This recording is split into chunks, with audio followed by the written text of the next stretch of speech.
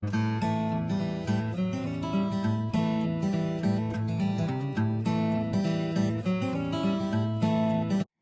curiosidade sobre o livro Três é Demais é que os personagens Mendeleev e Telúria, eles foram inspirados na minha relação com as minhas irmãs, a Daisy e a Flávia. E boa parte das histórias dos dois primeiros livros, eles foram assim, inspirados nas memórias que eu tinha dessa relação na infância, das brigas, das brincadeiras. E uma coisa legal nesse livro novo é que a maior parte das histórias elas foram inspiradas nos meus filhos. A tradição vem se mantendo, né? A Ana tem 12, como eu disse para vocês, e o Pedro tem 6. Então muitas histórias nasceram dessa relação entre os dois como irmãos. Então tem essa mudança dos livros anteriores para esse livro novo. Mas as histórias continuam divertidas, assim como nos outros também, e eu espero que vocês gostem.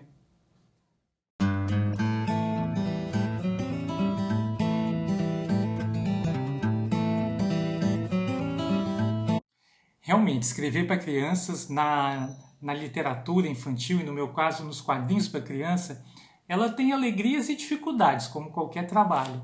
E eu acho que eu vou começar pelas dificuldades. Acho que a dificuldade maior mesmo é a produção, é pensar na história, desenvolver essa história, e depois todo o trabalho que é a produção.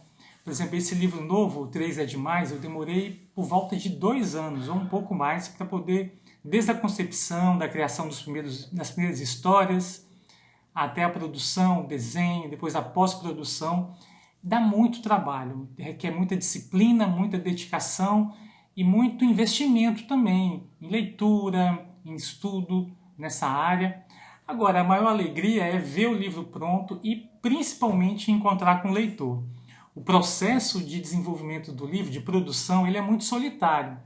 E para mim a melhor parte é quando o livro encontra o leitor e quando a gente tem a oportunidade de encontrar com o leitor, de receber assim a opinião, o que eles acharam, o que gostaram, o que pode melhorar, como é que eles viajaram nas histórias.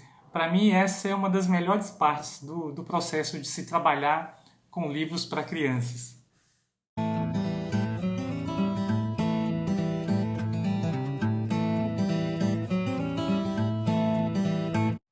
Trabalhar com Maurício de Souza é a realização de um sonho de infância, porque durante a minha infância as revistas do Maurício foram a minha janela para o mundo e que me ajudaram a despertar em mim, na verdade, esse desejo e esse sonho de ser quadrinista.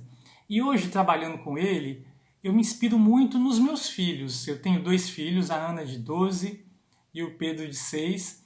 Então eu fico ligado no que eles estão fazendo, na forma como eles agem, na forma como eles reagem às histórias, porque eles também são leitores das revistas do Maurício, da Turma da Mônica. E onde tem criança, eu fico ligado para ver o que elas estão fazendo, o que elas estão falando, para poder buscar inspiração para as minhas histórias. Então é do meu cotidiano que eu tiro a inspiração para poder escrever as histórias, tanto da Turma da Mônica quanto as minhas histórias também.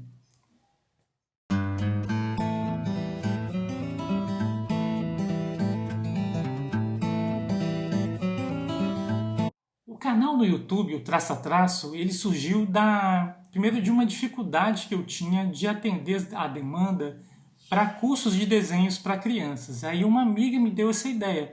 Assim, João, por que você não faz um canal que ensina desenhos para crianças? Porque aí ele vai ficar disponível lá, os vídeos, vai ficar mais fácil. E foi assim que eu fiz. E foi uma grata surpresa poder me comunicar através dessa linguagem.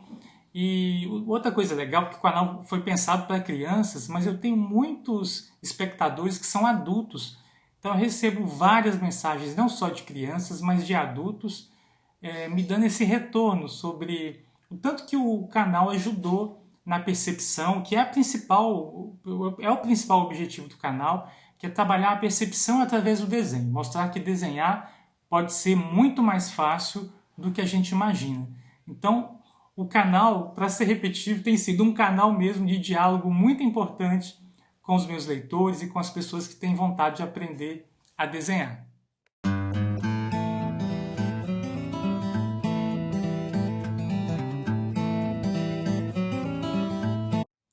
processo de produção do livro, ele aconteceu da seguinte forma: eu fui juntando as ideias que poderiam se transformar num roteiro, eu ia anotando, fui fazendo isso durante um tempo. Às vezes eu tinha só uma ideia e anotava, às vezes eu já tinha a ideia da história toda, porque no livro 3 é Demais, cada página é uma história diferente, e como nos outros livros com o Mendeleev e a Telúria. Então eu fui anotando, e a partir do momento que eu tinha uma quantidade maior de histórias, eu fui fazendo uma seleção, vendo as histórias que estavam boas, que não estavam, fui melhorando o texto de algumas, e depois disso pronto, eu mandei para a editora, a gente aprovou as histórias que iam entrar no livro, e depois é que eu comecei o processo de produção. Eu ainda faço no papel, uso lápis para fazer o desenho inicial, uso canetas hidrográficas para poder fazer a arte final em preto, e depois do desenho pronto eu escaneio, levo para o computador, trato a imagem e coloro num programa que chama Photoshop, um programa de tratamento de imagens. Então basicamente é esse o processo. E às vezes tem uma imagem de uma cena que não ficou boa, eu redesenho, escaneio e colo por cima da imagem anterior. Então o processo é mais ou menos esse para poder produzir as histórias que estão no livro 3 é Demais.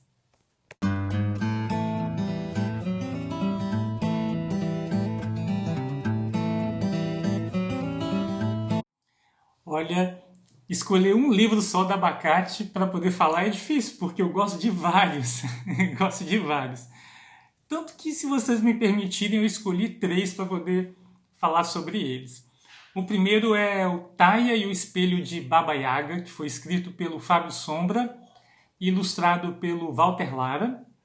Gosto muito também de um outro livro do Walter Lara, que é um livro de imagens, chamado O Artesão. Acho esse livro maravilhoso, lindo.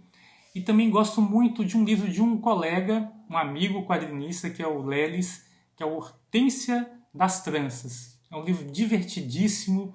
As ilustrações do Lelis, para variar, são belíssimas, estão belíssimas nesse livro. Então me perdoem por ter escolhido 3 ao invés de 1. E olha que a lista é bem maior, tá?